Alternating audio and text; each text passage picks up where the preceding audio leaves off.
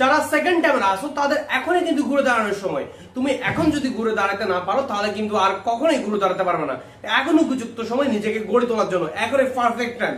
কারণ অলরেডি যারা first timer তারা কিন্তু আসলে এখন বোর্ড এক্সাম নিয়ে অনেক বিজি, কিন্তু তুমি কিন্তু এই টাইমটাতে নিজেকে যদি একটু ভালো করে প্রস্তুতি নিতে পারো, নিজে একদম সর্বোচ্চ যদি পড়াশোনা করতে পারো এবং সঠিক গাইডলাইনে আগাতে পারো, তাহলে দেখবা সেকেন্ড টাইমে তুমি একদম শুধুমাত্র মেডিকেলের চান্স নয়, একদম টপ মেডিকেল তোমার জন্য ওয়েট করছে। সো ভাইয়া বলবো আজকে এই ভিডিওতে ভালো একটা গাইডলাইন পাবা, জাস্ট একটু ফলো করো এবং কিভাবে আগাতে হবে, কিভাবে পড়াশোনা করতে হবে, কিভাবে কি করতে না করতে হবে সবকিছু আমি ডিটেলসে ইনশাআল্লাহ বলে দিব। তো তোমরা যারা বাইরের চ্যানেল তো অবশ্যই চ্যানেল সাবস্ক্রাইব করে দিবা আর অবশ্যই এই ভিডিওতে লাইক দিয়ে বাংলাদেশের প্রত্যেকটা স্টুডিও দেখার সুযোগ করে দিবা। তো চলো ভাই শুরু করে দিচ্ছি। প্রথম কথা হচ্ছে তোমাকে একদম মানসিকভাবে প্রস্তুত হতে হবে যে আমি ফার্স্ট টাইম চান্স পাইনি এবং আমাকে চান্স পেতে হবে। হয়তো আমি ফার্স্ট টাইমে 40 পেয়েছি বা পাশে করিনি বা আমি 50-60 পেয়েছি, কোন একটা নাম্বার পেয়েছি, হ্যাঁ আমাকে কিন্তু এবার চান্স পেতে হবে। অনেকে বলে ভাইয়া ফার্স্ট টাইম ভাই এত কম মার্কস পেয়েছি, এখন আসলে ভাইয়া সেকেন্ড টাইমে এই যে নেওয়ার মতো সাহসটা পাচ্ছি না। ভাই বললো ফার্স্ট টাইমের সাথে সেকেন্ড টাইমে কোনো সম্পর্ক নেই, তুমি যদি এবার ভালো করে পড়ো অবশ্যই চান্স পেয়ে যাবা। সম্পূর্ণ নির্ভর করতেছে তুমি বর্তমানে এখন কি করতেছো, এখন ঠিকভাবে পড়াশোনা করতেছো কিনা, সঠিক গাইডলাইন আগাচ্ছ কিনা, এটা হচ্ছে সবচেয়ে বড় কথা।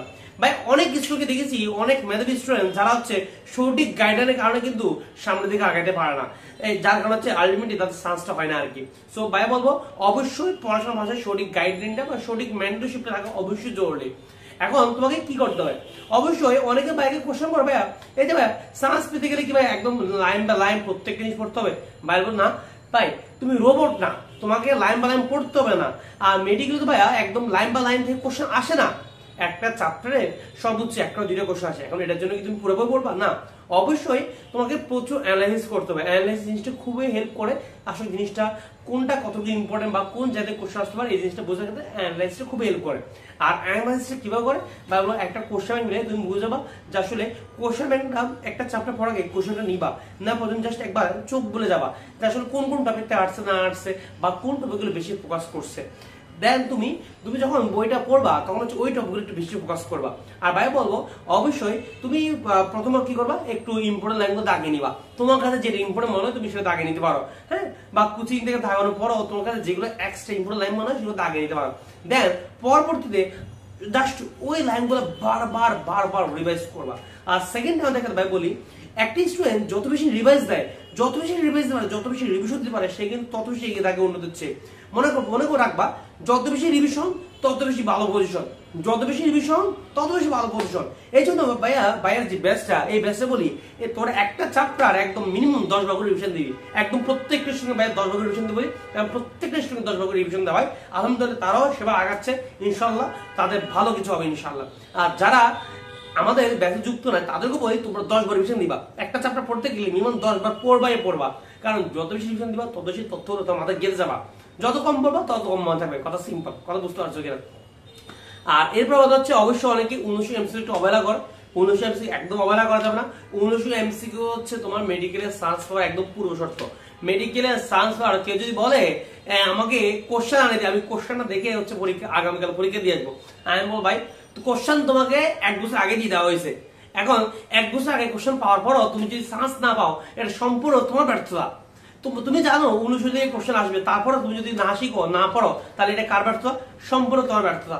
এখন অনেক কোচিং কিন্তু আসলে এই জিনিসগুলো ফলো করে না, তারা 19 থেকে খুবই একদম কম এমসিকিউ দেয়, অনেকে দেয় না। তো কোচিং এ দেখবা না দেখবাই তোমাকে অবশ্যই পড়তে হবে, অবশ্যই তোমাকে পড়তে হবে। 19 এমসিকিউ হচ্ছে হিউজ লেভেল ইম্পর্টেন্ট, মারাত্মক লেভেল ইম্পর্টেন্ট জিনিস, প্রত্যেকটা এমসিকিউ ঠোঁটে আগা থাকতে হবে। ভাই বলবো তোমাকে এমনভাবে রিভাইজ দিতে হবে যাতে কোশ্চেন দেখা মাত্র আনসার করতে পারো। এক্ষেত্রে ভাই বলবো সবচেয়ে বেশি ইম্পর্টেন্ট জিনিসটা হচ্ছে কে কত বেশি বুঝছে, এই জিনিসটা সবচেয়ে বেশি ইম্পর্টেন্ট হচ্ছে কে কত ভালো মনে রাখতে পারে, কে কত ভালো মনে রাখতে পারে, এই জিনিসটা সবচেয়ে বেশি ইম্পর্টেন্ট, কে কত ভালো মনে রাখতে পারে। অর্থাৎ কোশ্চেন দেখা মাত্রই তুমি যদি কোশ্চেনের সাথে রিলেশন করে আনসারটা মাথায় গেঁথে রাখতে পারো, তাহলে এটা হচ্ছে সবচেয়ে পারফেক্ট জিনিস আর কি। তো এই হচ্ছে কথা। আর কথা হচ্ছে অবশ্যই জিকে ইংলিশটা গুরুত্ব দেবে, অনেকে জিকে ইংলিশটা অবহেলা করো, জিকে ইংলিশটা ভালো করে গুরুত্ব দিতে হবে। আর জিকে ইংলিশে যত বেশি গুরুত্ব দিবা তত বেশি কিন্তু অন্যদের হচ্ছে এগিয়ে থাকবা। কারণ মনে রাখবা এই যে একটা স্টুডেন্ট আরেকটা স্টুডেন্ট এই যে পার্থক্য তৈরি কোন জায়গা দিয়ে, অবশ্যই জিকে ইংলিশ দিয়ে।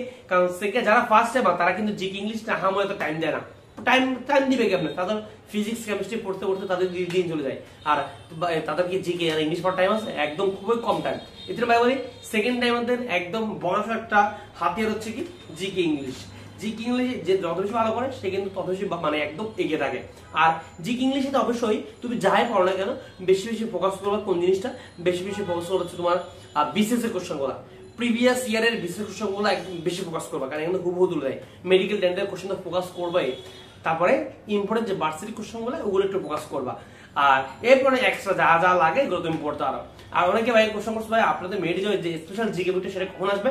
আমাদের এটা একদম নতুন এডিশনের কাজ চলতেছে, ইনশাল্লাহ আমরা হয়তো বা ঈদের পরে পাবলিশ করতে পারবো আমাদের যে জিকে বইটা আর কি, এই স্পেশাল একটা বই ঈদের পরে হয়তো পাবলিশ করতে পারবো ইনশাল্লাহ, যদি আল্লাহ তাআলা সুস্থ রাখে সবকিছু ঠিকঠাক থাকে ঈদের পরে পাবলিশ হয়ে যাবে। আর এ হচ্ছে কথা, টার্গেট একবার জিকে ইংলিশ সাথে 25 পাবো, এরকম একটা টার্গেট পড়াশোনা করবা। আর সবচেয়ে হচ্ছে এক্সাম বেশি দিবা, এক্সাম বেশি দিলে তোমার ভুলগুলো ধরা খাবে, যত বেশি ভুল ধরা খাবে তত বেশি হচ্ছে তুমি বুঝতে পারবা যে তোমার কোন জায়গায় ফোকাস করা উচিত। অনেকে কিন্তু এক্সাম দিয়ে ভয় পায়, ভাই পরীক্ষা মার্কস কম পাচ্ছে একদম ভালো লাগে না। আর ভাই এখন তো শিখার টাইম, এখন নাম্বার পাওয়ার সময় না।